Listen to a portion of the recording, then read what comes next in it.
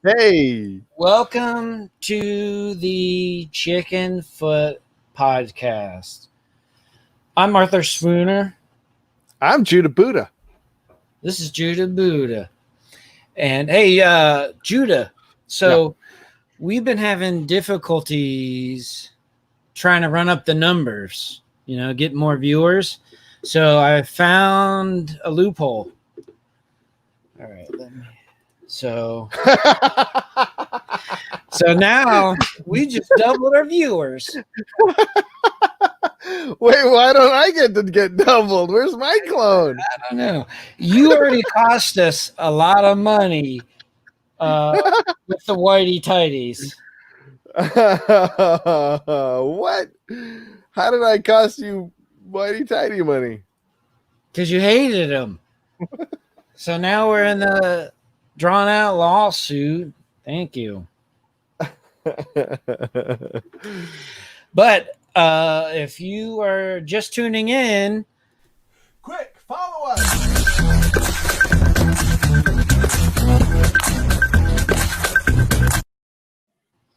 like, follow, and subscribe. All of us. For the soul. All of us. All of us. Yeah. I feel outnumbered. I kind of feel like I'm ganged up on it. Yeah, well, I wonder what happened if I unmute me and me. I don't know. Say something. Was this like? Nah, it's kind of.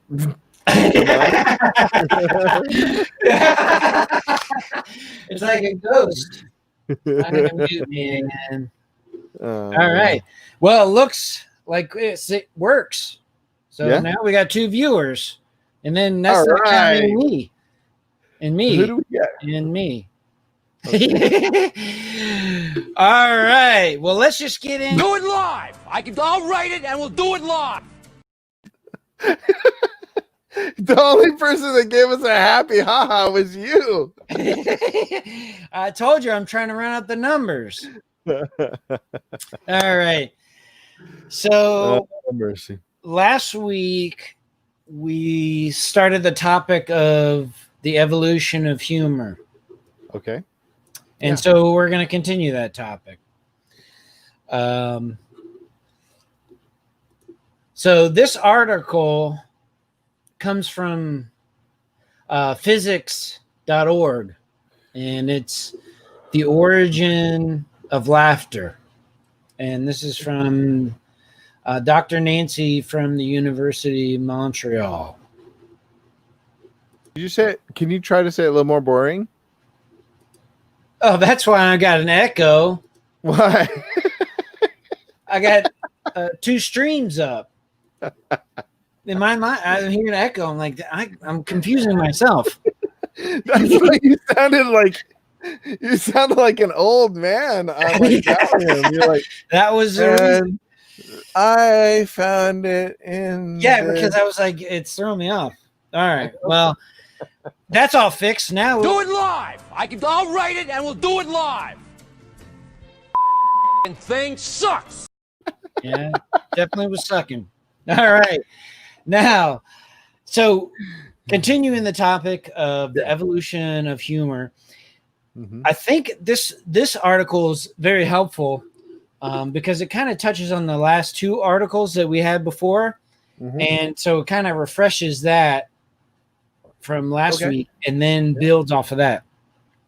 So they talk about the origin of laughter as being play, is play, is when we're children, like we talked about last week, where the tickling and where it causes you to laugh, and then it begins to build off of that. So that making people laugh by tickle would also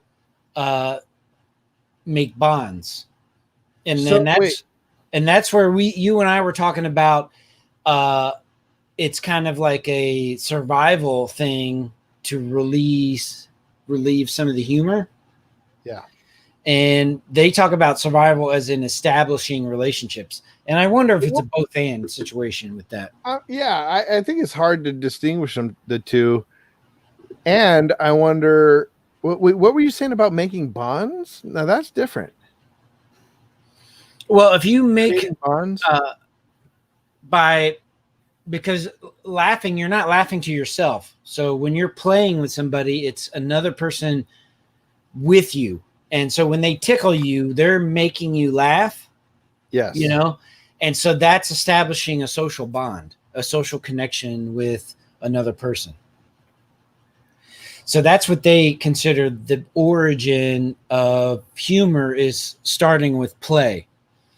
And then the other thing, which one of the points we made before, is that even chimpanzees, gorillas, orangutans, bonobos, they also will laugh. And the other thing, the point that they make is they don't think laughter is a learned thing, because even deaf and blind children will laugh. So even when they don't see or hear other people laugh, they'll still naturally laugh when they experience something that they feel is funny, like getting tickled. Interesting. So so building off of that, and that was what we touched off last week. Yeah. They begin to add on to this concept of stages of laughter. Okay. So stages as in not like stages in life, you know what I mean? Yeah. More like stages as in like the evolutionary kind, where it was first automatic, the tickling, and then it got to where conceptual, you know what I mean? And then it's going further and further and further. So that's where they kind of, where she kind of really builds and kind of goes into a little bit more detail. Okay. So the first is, as we talked about earlier, the social bonds, right? Yeah. Establishing social bonds. Well, she goes a little bit further and says the next level of laughter, the evolution, is more sexual selection. So you're using laughter as a way to establish social bonds with other opposite sex, and that makes a stronger social bond. And so that's why universally laughter is a universal thing, is because people who didn't laugh, they didn't make those connections, and they were weeded out. Well, and it's interesting because last time we talked a little bit about the automatic sort of the what do we call it? It's like a physical response. That laughter is almost like getting an erection. It's something you can't control. It's like when you get tickled, you laugh. You know. Yeah, spontaneous. Yeah, it's spontaneous. Yeah. It's a spontaneous reaction and just a natural response that you can't control. And I wonder if, there's that connection there where I wonder if it's a feeling that people have that we're getting a little bit too much into chicken I mean, yeah. From light years away. Chicken pudding warp speed ahead. That's what it sounds like. That goes from space. But when it comes to, it might feel like it might be, what is it called when it's a faked, but it feels real, huh? I think we talked about it being volitional, where you're. I'm talking about the opposite. It's not volitional. It's like a fabric or it just feels like a transcendent sense of intimacy, when somebody can make you laugh. It's like, oh, they can create something in me that I can't control. That's the social bonds that they're talking about. Yeah. So you're making somebody feel a certain way by something you're doing, which you can't do on your own. Right. Yeah. You can make yourself laugh, but making other people laugh, you feel happier, you make that connection, and then you like that other person. You want that kind of connection. And so that's what they say is the sexual selection. And the first time I read that, the first thing I thought was, women always say they like a guy that can make them laugh. Yeah. Yeah, I mean, that's the best way to catch a woman's attention is to make them laugh. Yeah. Or anybody's attention. It's best way to catch anybody's attention is to make them laugh. Excuse me. Well, I also find it interesting, and this might be getting off a little bit. No pun intended. Chicken that was definitely a comment. That's our new segment. If there's something inappropriate, we preface it with the chicken foot at night. So hide the children. But it's interesting that most guys don't look for that quality in women. They tend to look for that quality in other guys. And sometimes I wonder if a lot of guys try to find women that they know their friends will think is really attractive. You know what I mean? Interesting, yeah. That Stepford wife kind of mentality, that arm candy kind of thing, where it's like you want that connection with that other person, but you want to make sure the other people who you value and esteem and you put them at a higher level, that they're able to appreciate that other person that you allowed into your life. Well, and from the woman's standpoint too, one thing I found is the best way to break being friend zoned. Oh no, the best way to break being friend zoned, or to get in, to break that pattern of getting in friend zoned is actually to make friends with women's friends, their guy friends. So they want to see that a guy can not manipulate, but maneuver in a group of guys, So maybe if a woman sees a guy with a good sense of humor, he's making other guys laugh. It's like, oh, that's like a leadership type quality, because he's able to maneuver. He's able to elicit something in other guys. Yeah. And this is sort of a leadership quality. And it kind of validates you, because sometimes there's always a thing in your head where you're always like, is this my perception or is this reality? Do I just perceive my mate as being socially dexterous, or I don't know what the word I'm looking at. I'm not a word scientist. Dexterous, where they can where they can navigate those complex situations, but then when they see you in that, then it confirms what they were hoping. So anyways, so then the next level, there's several levels within this next level. So the next level is rightly what we talked about, is the verbal. And it gets into verbal is conceptual, not verbal like fart noise and then they laugh, but verbal is conceptual, is you're giving out ideas. And this is what separates, the men from the boys. I was about to say chimpanzees, but apes from men, because they're not going to have a conceptual idea. You're not going to tell them a knock joke. I have a friend who's been having difficulties through all that's been going on, and he can't pay his water bill. So I sent him a get well card. Well, water.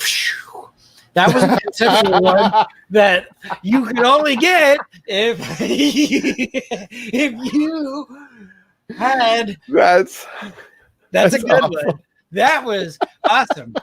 So as you can see, the more ape-like you look, Here you are. Damn it. There's a correlation between the hairier, the less likely you're going to get it. I thought you were being I thought you were being serious. You're like, yeah, my friend, he's having a hard time. So like, yeah, get well card. Good for you, man. That's But this level, level, this first level of conceptual verbal, it's mockery. Where you're teasing each other, teasing people, making fun of other people. It's exaggeration, which that's one of the things that we talked about before. It's irony. Yeah. And so those three are the oldest. They found that they feel those are the oldest. Now, the reason why is when they go into the next level, they feel that that there's certain things on this next level that would separate from the earlier level. So, for example, phonological stuff. So sounds of speech, lexicological, like vocabulary, syntax, that kind of ambiguity, and that kind of stuff comes with writing. So that's why they feel like those three things come later, because obviously you're going to be speaking before you write. So those kind of types of humor, it goes to the next level because there's a sense of writing, a little bit more educational level that is there, so you're playing off of words, like poetry, vocabulary, to where I equivocated the term well in that pun I made. Yeah. So well produces water, and we also use well to feel better, right? So that's a good example of that vocabulary type of humor. Okay, yeah, being pun. Yeah, being punny. Being punny. So then the next level they go into is dark humor and absurd humor, and they say that is the newest evolution of humor, because that has that is related to cultural criticism that you can't predict. Those kind of cultural instances that you're not going to be able to predict. So they're making dark humor is making, or absurd humor is making jokes based off of an event that you're not going to be able to predict. So they're not going to predict, TV or the internet.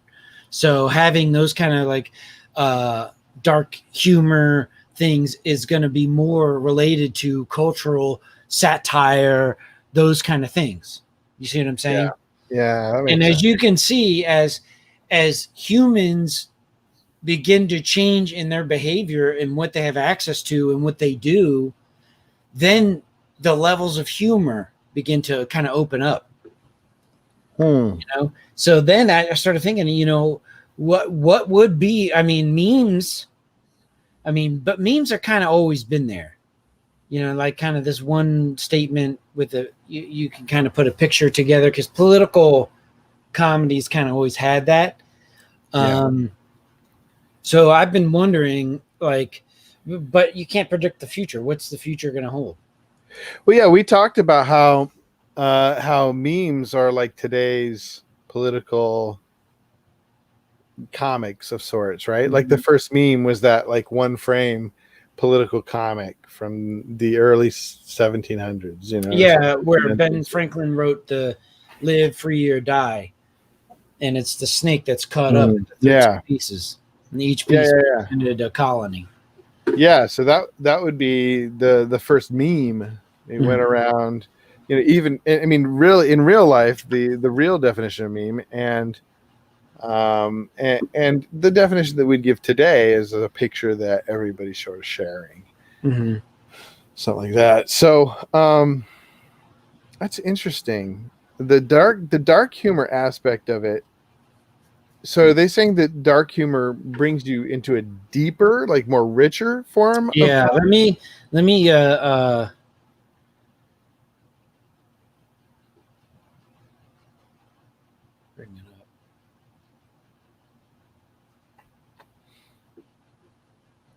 Because while you're bringing that up, I just want to say that I feel like I've always had a hard time connecting with darker humor, and I wonder if there's just it seems to me like there's just like a certain kind of people that like darker humor, and it seems to be more philosophical type people, the people that that are, it's hard to make them laugh. Yeah, they really don't go into. That's pretty much where it ends. It doesn't really go into the describing why dark and absurd humor, but it says that it's just evidenced by their cultural contingency, so related to their cultural context. So well, that leads us.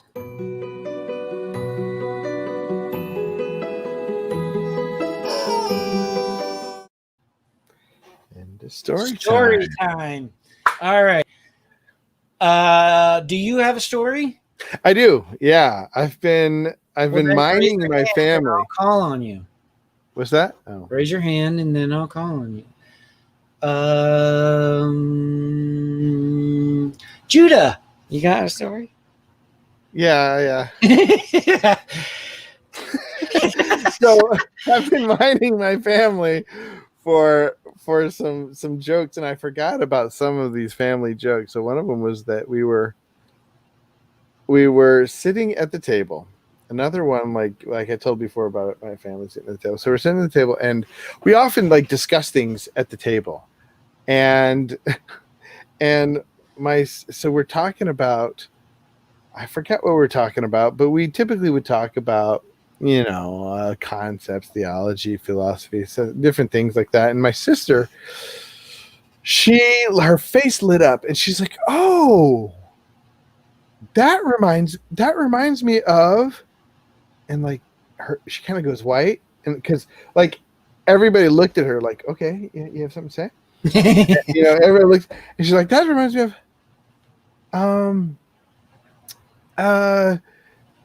that." Help me. She kept saying, "Help me." We're like, it became like a game of like dictionary. We're like, we have no idea. Like, but cats. We just started saying random things. And she never to this day can remember what, but that's like a family thing now, as we say, help me. Or like when we forget something, we'll say, "Help me." Need the Lassie's help on that one. Lassie, help me! Go get some help. I need some suggestions. Go get some suggestions for me. Lassie, go get me an idea. What about you? Do you have any good stories? Well, I got one, but warning. Chicken money. This one has to do with toilet and vomiting. So if you don't like toilet humor or vomiting, then you're not gonna like this one. Right. I'm gonna go ahead. Go ahead and let you take this one. So this is a story from my father, and he got dentures. So his top teeth have dentures, and for a while he had dentures, and then they were gone. So for a while he had like no top teeth. And so I was okay, it feels weird looking at myself. So so I was like, what happened? So he was like, well, he was sick. So he's telling me, he's like, I was throwing up. I was like, bleh, bleh, like throwing up in the toilet. I was like, bleh, bleh, bleh. And then he went to flush, and then he looked down and he saw his dentures in there, and he was like, It's like a second where he was gonna grab it. He's like, no, I'll just let it go. I'll just let it go. And it was like, I mean, like, what are you gonna do?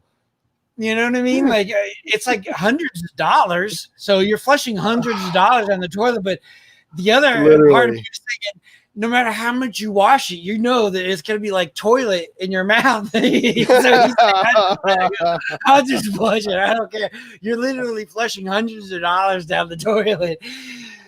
Oh, man. What would you have done? I mean, that's hundreds of dollars. You know what? I don't know. I think probably what I would have done is probably grabbed it and then set it on the side, and then I'd be like, I don't think I can do this. I don't think I can do this. And I would end up it would sit somewhere, and then finally I'd have to just throw it out because I would never use it. But like, my reaction is to save it. That would be my initial reaction, is to save it and then clean it off, wash my hand, and then I'd be like, yeah, I'm never gonna like, and then I would like try to build my mind up to get there, and then I'd never be able to do it. Which they're gonna look back at these years of the podcast and say those were the dark years. They talked about throw up and turds. Oh man! Speaking of throw up and turds, chicken night. This it almost sounds like Beyond the Grave, chicken foot at night. So this one also has to do with turds and vomit. This one is, we used to have a roommate, Gordon. Yeah. And he was very polite. He would not, he was very respectful. So at night, when he would go to the bathroom, he wouldn't flush the toilet because he didn't want to wake anybody up. Right. Now, I grew up differently. If you pee, flush the toilet. So I would wake up in the morning and I would go in to brush my teeth and I would look over and there's just a toilet full of piss. And I'd be like, ah. And it would like gross me out. Like I'm brushing, I'm like, ah. And then I was like, all right. So it wouldn't happen every morning. It would happen every so often that I would forget about it. So it was like re-experiencing it the first time again. I'd like, and then brushing my teeth and I'm just kind of, God, So then it got to a point where it had no effect on me. So I would see it and I'd be like, I didn't care. And then one day, I got up and I'm brushing my teeth and look over. It's a huge chocolate fudge dragon just like sitting in there. I was like, oh, and I was like, oh, like with my, I was like, ah. Yeah. I was like, I can't believe this. It's just getting worse. Like, and then it traumatized me. Oh man. Why do you have to traumatize us? Oh man. So, and when we first moved into the house, I remember he was sick, and Chanda asked me to take the trash out, and I was like, all right. And I'm like bundling up the trash. You know how like the trash is kind of up to the rim and you got to kind of push it down to get like enough to where you can tie it. And then I'm like bundling it and I'm like tying it. And then Gordon comes over and goes, like in there, like right as I'm about to tie it. I'm like, ugh. And I'm like looking at it and it still needs to be kind of like pushed down to get enough to tie it. And I was like, and I like look at Chanda because she and I were just sitting there. And then who was the other guy that lived with us? Wes. So I was like, I can't handle throw up. I was like gagging and stuff. And I was looking at Chanda. She's like, I'm not gonna touch it. And then I was like, Wes, can you take this out? I was like, yeah, I can take it. I was like, oh my God. It was like at the worst moment. I was just tying it, and he was like, thank God, because I need to throw up because he didn't want to throw up on the ground. So he's like, throw up in there. And then I was like, I was like, oh my goodness. I mean, I couldn't believe it. I mean, the only thing worse than that